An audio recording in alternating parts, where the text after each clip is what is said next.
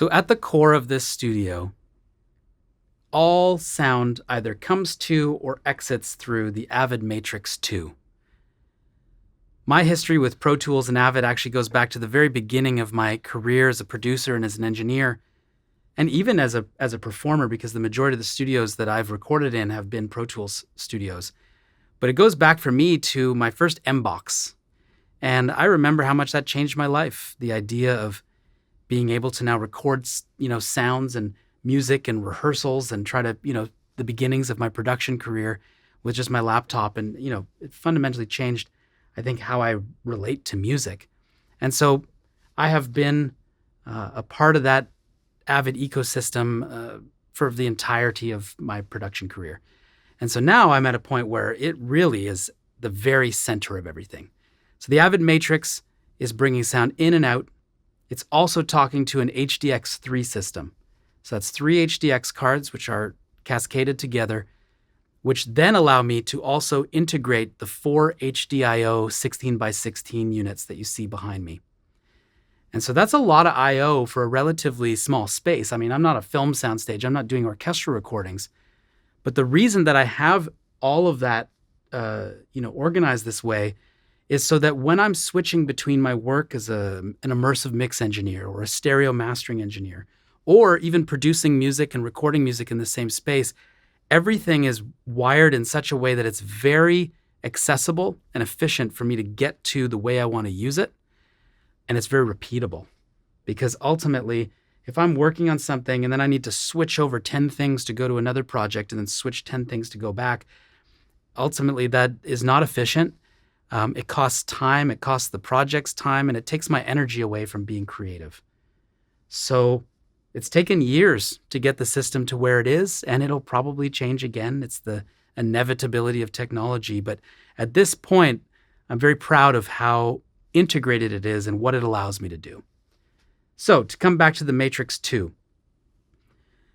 The Matrix II is equipped with 4 digital to audio conversion cards. So that's 32 channels of the digital audio Denmark converters. A bunch of those are taken up by my 19 speaker system, which is 11.1.6, but that's 18, but there's actually 2 subwoofers. So I need 19 channels of that just to feed the Dolby Atmos speaker array. Then there's 13 channels on my Sony 360 system that are being fed via AES to the Genelec speakers. And so those don't actually need the digital audio converters. The other converters are being used for insert paths when it comes to some of my hardware in both a mixing and mastering context. Then Dante is just doing all sorts of work in this room. I'm able to feed headphone amps with it. I'm able to pull my Arvis unit, which is a 16-channel, basically a unit that is able to decode Dolby Atmos and Sony 360 to Dante, and then I can monitor that in full quality, including like Blu-ray and Dolby True HD and all that stuff into my system without having to go through a consumer unit like I used to. So yeah, Dante is just pulling sounds from everywhere. It's also, my sound card to be able to connect 2 computers together, which I'll describe a little bit later. And it's a way that I pull sounds from YouTube or from various streaming services for QC, etc. So Dante's amazing. The MADI on board is what I used for years in the initial setup of my Dolby Atmos studio. It was how I was going in and out of the Dolby Atmos renderer. That has since been replaced by what is on the Matrix II, which is the Thunderbolt card.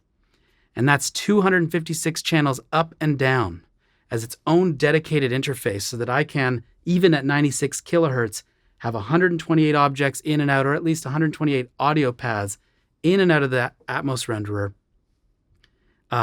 as its own dedicated system, all on one device rather than going to a separate MADI or a Dante unit. And then at the core of that, with Pro Tools, I'm using my HDX3 system as the core audio device. And so that allows me to access 128 channels when I'm working in Atmos are just talking from Pro Tools to Dadman, which is the routing software that I can then send to and from the renderer. And then the other 64 channels, which is the third HDX card, those are talking to my HDIOs. And what those do, and what are still, in my opinion, the greatest interface on the planet for this purpose, is every piece of hardware that you see here can be integrated into its own discrete in and out insert path. And then in Pro Tools, I can just pull that insert up. It's all labeled properly. And I can pull up a Pultec. And it comes up almost like, looks like a plugin.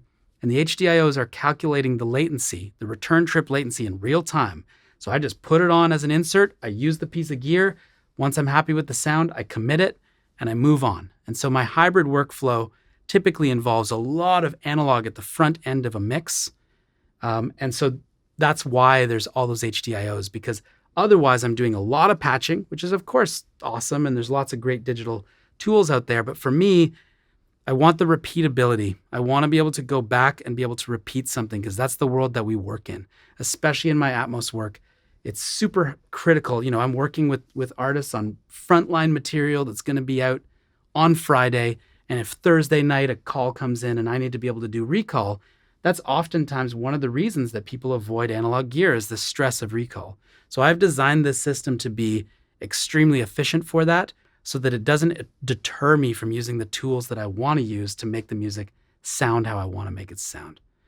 So yeah, that's a look into the Matrix 2, how it's talking to HDX 3. And obviously, Pro Tools is my DAW of choice. It's the DAW that I'm using for everything. I just know it. I think DAWs are very, very personal. And if we get ourselves into the forums online, it's very love or hate for anyone with any DAW. But for me, Pro Tools is how I see making music. I use them all. I understand the benefits of them all. But for me, it's an extension of my creativity at this point. And so I'm just all in there. And what I love is that those devices are meant to talk to each other. They talk to each other brilliantly. And the flexibility and the power of this system allows me to dance between these things. And maybe one of the last things I didn't even mention is, out of this space, I've produced and recorded a lot of music. Because it's one room, I'm in Cannes, so I don't have a separate tracking floor. But for overdubs, let's say vocals or overdubs of soloists or things like that on various records, I've also got, preamps that are coming into those converters, and I'm routing headphone mixes through it and, doing live recording with an HDX system, which is of course low latency. So to be able to handle all of those things has taken years to streamline, and it's never perfect. You're never done. You're always tweaking something, but I'm pretty excited and very, very grateful for how it's all come together.